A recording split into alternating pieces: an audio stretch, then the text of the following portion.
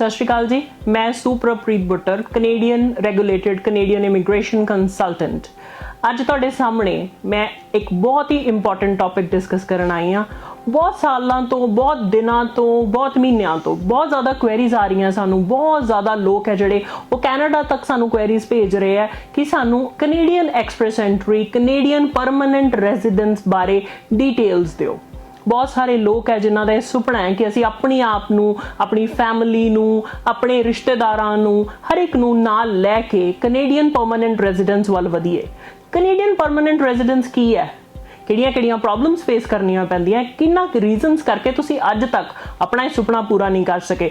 मैं अज तुहानू सारियां डिटेल्स इस वीडियो दे विच दसूंगी। मेरे नाल इस वीडियो दे विच एंड तक बने रहो। एंड तक तुहाडे अज बहुत सारे क्वेश्चनस है जिन्हां दे आंसर्स तुहानू मिल जाणगे ते जिन्हां दे नहीं मिलणगे उन्हां दा हल भी बाय एंड तुहानू मैं दस के जाऊंगी। मैं तुहाडे नाल गल शुरू करूंगी कनेडियन परमानेंट रेजिडेंस दे तरीके दी। शुरू कित्थों करना है, राइट? शुरू करना है एक्सप्रैस एंट्री पूल तो। बट ये तो सानू पता सी भी एक्सप्रैस एंट्री पूल तो शुरू करना है। फिर इन्ने सालों तो की प्रॉब्लम आ रही है? बहुत सारे लोगों को असी कभी प्रॉब्लम आ गई जी साडा रिफ्यूज हो गया। कोई गल नहीं, रिफ्यूजल भी देखी जा सकती है, पर मैडम मेरी तो फाइल पूरी सी, ये किदां रिफ्यूज होगी? अगैन ओके, इनू भी आप देखांगे कि किहड़े रीजनस है जिन्ना करके तुहाडी एक कंप्लीट फाइल भी रिफ्यूज हो सकती है। फिर मैं बहुत सालों तो जी वर्क परमिट लाया होया, मेरे वर्क परमिट का कोई हिसाब ही नहीं पता लग रहा कि कित्थे है, किवें है, मैनू कुछ नहीं पता। अगैन मेरे को कंप्लीट इन्फॉर्मेशन ही नहीं है। अगैन मैं तुहानू दसूंगी अज कि ये विच कंप्लीट इन्फॉर्मेशन तुहानू कित्थों मिलूगी, किवें तुसीं अगे वधोगे। फिर मैं जी वर्क परमिट नहीं लाना, मैं तो सीधी PR ही लैनी है।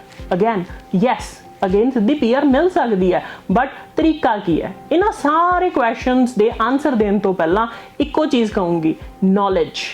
जद तक साडे कोले कंप्लीट नॉलेज नहीं है कि कनेडियन परमानेंट रेजिडेंस है की चीज़, एक किस तरह अगे वधना है, किहड़े स्टैप्स इनवॉल्व है, उन्नी देर तक कुछ भी पॉसिबल नहीं है।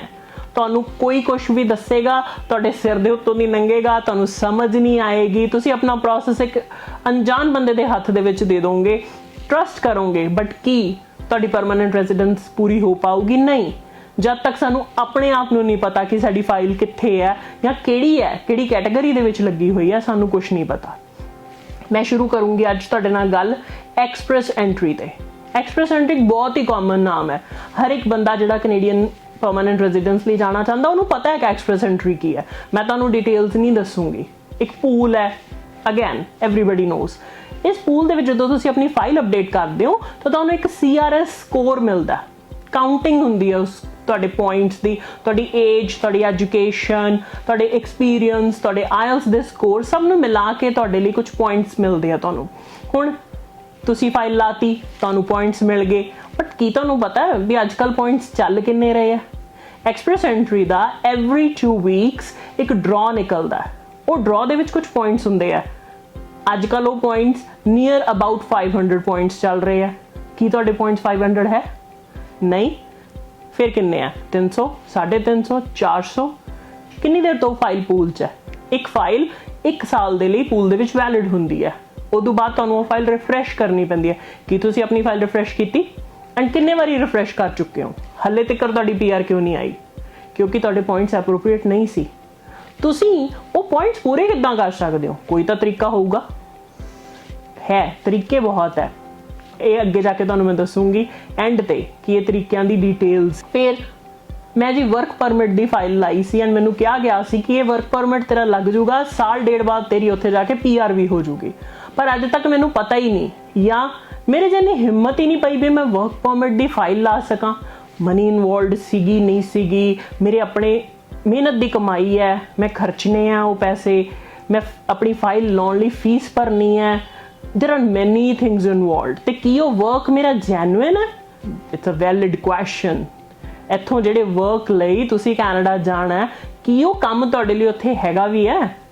की तुहाडा प्रोफैशन ते वो काम मैच करदा है? कि तुहाडा एक्सपीरियंस उस एक्सपीरियंस दे नाल मैच करदा है? ये चीज़ां असीं या तो सोचियां नहीं, ते जे सोचियां तो हले तक उन्हां ते इंप्लीमेंटेशन नहीं हुई। ताई अज तुहानू इस वीडियो दे विच ਅਸੀਂ ਡਿਟੇਲਸ ਦਵਾਂਗੇ ਵੀ ਕਿਹੜੀ ਵਰਕ ਪਰਮਿਟ ਦੇ ਵਿੱਚ ਤੁਹਾਡੀ ਕਿੱਦਾਂ ਹੈਲਪ ਹੋ ਸਕਦੀ ਹੈ ਐਂਡ ਉਹ ਵਰਕ ਪਰਮਿਟ ਤੁਹਾਨੂੰ ਕਿੱਦਾਂ PR ਤੱਕ ਲੈ ਕੇ ਜਾ ਸਕਦਾ ਹੈ। ਯੈਸ, ਵਰਕ ਪਰਮਿਟ PR ਤੱਕ ਲੈ ਕੇ ਜਾਂਦਾ ਹੈ, ਇਹ ਸਹੀ ਗੱਲ ਹੈ, ਬਟ ਕਿਹੜੀ ਕੈਟਾਗਰੀ ਦਾ ਵਰਕ ਪਰਮਿਟ ਤੁਹਾਨੂੰ PR ਤੱਕ ਲੈ ਕੇ ਜਾਏਗਾ ਉਹ ਵੀ ਤੁਹਾਨੂੰ ਮੈਂ ਜ਼ਰੂਰ ਦੱਸੂਗੀ। ਤੁਹਾਨੂੰ ਅਸੀਂ ਇੱਕ ਵੱਖਰੀ ਵੀਡੀਓ ਦੇ ਵਿੱਚ ਅਪਡੇਟ ਕਰਾਂਗੇ ਕਿ ਕਿੱਥੇ ਕਿੱਥੇ ਕਿਹੜੇ ਵਰਕ ਪਰਮਿਟਸ ਹੈ ਜਿਹੜੇ ਤੁਹਾਨੂੰ PR ਲੈ ਕੇ ਦੇ ਸਕਦੇ ਆ ਐਂਡ ਕਿਹੜੇ ਵਰਕ ਪਰਮਿਟਸ ਹੈ ਜਿਨ੍ਹਾਂ ਦੇ ਵਿੱਚ PR ਅਵੇਲੇਬਲ ਨਹੀਂ ਹੁੰਦੀ। ਸੋ ਇਹ ਵੀ ਇੱਕ ਨਵੀਂ ਚੀਜ਼ ਆ, ਸਾਨੂੰ ਇਹ ਪਤਾ ਹੀ ਨਹੀਂ ਸੀਗੀ ਕਿ ਕੁਝ ਵਰਕ ਪਰਮਿਟ ਇਦਾਂ ਦੇ ਹੁੰਦੇ ਆ ਜਿਨ੍ਹਾਂ ਦੇ ਵਿੱਚ PR ਲੱਗਦੀ ਹੋਈ ਨਹੀਂ ਹੈ। ਇਹਨਾਂ ਚੀਜ਼ਾਂ ਨੂੰ ਡਿਟੇਲ ਦੇ ਵਿੱਚ ਡਿਸਕਸ ਕਰਨਾ ਬਹੁਤ ਜ਼ਰੂਰੀ ਹੈ, ਤੁਹਾਨੂੰ ਇਹ ਚੀਜ਼ਾਂ ਪਤਾ ਹੋਣੀਆਂ ਬਹੁਤ ਜ਼ਰੂਰੀ ਹੈ ਕਿ ਤੁਹਾਡੀ ਪਰਮਨੈਂਟ ਰੈਜ਼ੀਡੈਂਸ, ਤੁਹਾਡਾ ਕੈਨੇਡਾ ਪੱਕੇ ਤੌਰ ਤੇ ਜਾਣਾ ਕਿਸ ਤਰੀਕੇ ਨਾਲ ਪੋਸੀਬਲ ਹੋ ਸਕਦਾ ਹੈ। ਫਿਰ ਜੀ ਮੈਂ ਆਪਣਾ ਵੀਜ਼ਾ ਤਾਂ ਲਾਇਆ ਸੀ ਬਟ ਮੇਰਾ ਵੀਜ਼ਾ ਰਿਫਿਊਜ਼ ਹੋ ਗਿਆ, ਕੋਈ ਗੱਲ ਨਹੀਂ, ਪਰ ਮੇਰਾ ਮੈਡਮ ਇੱਕ ਵਾਰੀ ਨਹੀਂ, ਮੇਰਾ ਤਾਂ 3 ਵਾਰੀ ਰਿਫਿਊਜ਼ ਹੋ ਗਿਆ। ਇਦਾਂ ਦੀਆਂ ਕੁਐਰੀਜ਼ ਸਾਡੇ ਕੋਲ ਆਉਂਦੀਆਂ ਕਿ ਮੈਂ ਤਾਂ ਇੱਕ ਵਾਰੀ ਲਾਇਆ ਰਿਫਿਊਜ਼ ਹੋ ਗਿਆ, 2 ਵਾਰੀ ਲਾਇਆ ਰਿਫਿਊਜ਼ ਹੋ ਗਿਆ।